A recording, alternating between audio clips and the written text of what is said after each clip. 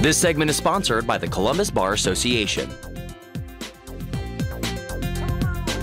Yes, the temperatures have brought an icy glaze with them to the roads this morning. And with this type of weather, the chances of an accident are really increased. And here to help you be prepared for something so that you won't have any surprises and ways for you to handle those surprises if you do have them is attorney Ryan B. Green from the law firm of the same name. Ryan, good to have you with us. Thank you very much. Thank you. Yes, a lot of people, they have fender benders this time of year. That's correct. You know, as an attorney, we think about a lot of the things that people tend to do when you are in an accident, and a lot of times we want to talk and we want to do a lot of things. But you have talked to a lot of police officers, so we'll start there. What have police officers said to you as far as what should we have with us and what should people be prepared to do? Well, in the cold, one of the things that the officers were telling me is to have blankets in the car and to make sure your cell phone is fully charged, and to you know, have flares, jumper cables, batteries go bad in the cold, things like that. So those are important things to have with you, you know, when you're traveling. Right. I mean, you don't want to get caught on the side of the road with these temperatures. That's absolutely right. Now, what if we do have a fender bender? A lot of times you'll hear this, police are not responding. What do you do if you're in an accident?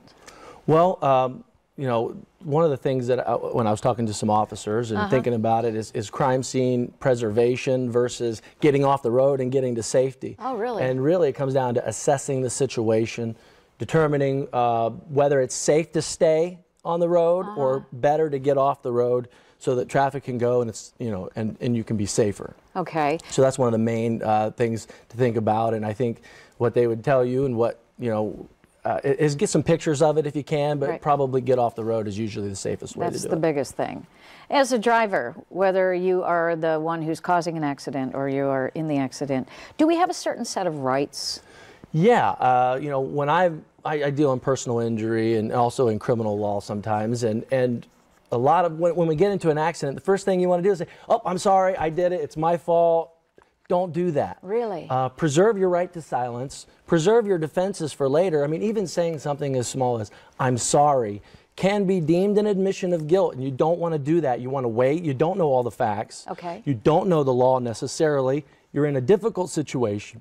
Excuse me. Yeah. Don't admit until you've talked to a lawyer and you've assessed and have him help you apply the facts to the law and determine whether you in fact are at fault. So even when the police are getting statements, you don't have to say anything until you say, "I want to speak to an attorney"? Well, you know, you might want to cooperate. Okay. But the main thing is don't admit fault. You do have a Fifth Amendment right to silence, and you want to preserve that right. And and again, you don't know all the facts, and you don't necessarily know the law. Right. So you have your Fifth Amendment right to silence. That's right. A Fourth Amendment right to an attorney. Well, Fifth Amendment right to an attorney and a Sixth Amendment right to an attorney. But the Fourth Amendment is also, sometimes officers might want to search your car. Well, we want to search your car. Well, if you consent to it, he's allowed to search your car. If you say, "No, I don't want you to search my car," you're preserving your Fourth Amendment right against warrantless searches and seizures. And that doesn't admit any kind of wrongdoing? No, it's just saying, look, I have a right to my person, my effects, my house, my papers.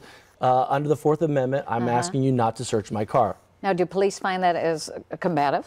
You know, they know the law. They know what they can and can't do, and they're trying to, a lot of times they want you to consent so that they can have the freedom to search things, and you don't necessarily have to do that. So from an attorney's perspective, I don't think, you know, you're going to want to preserve those rights. Right. You want to maintain your right to silence. And then one more thing that people tend to do is they tend to say, "I'm not injured."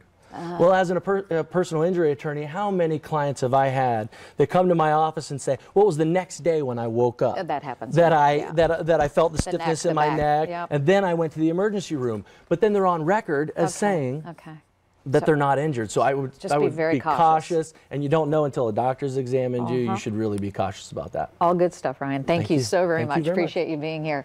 And for that information and others, don't forget, you can always contact the Columbus Bar Association to reach out to an attorney like Ryan, and you can go to them at their website, cbalaw.org.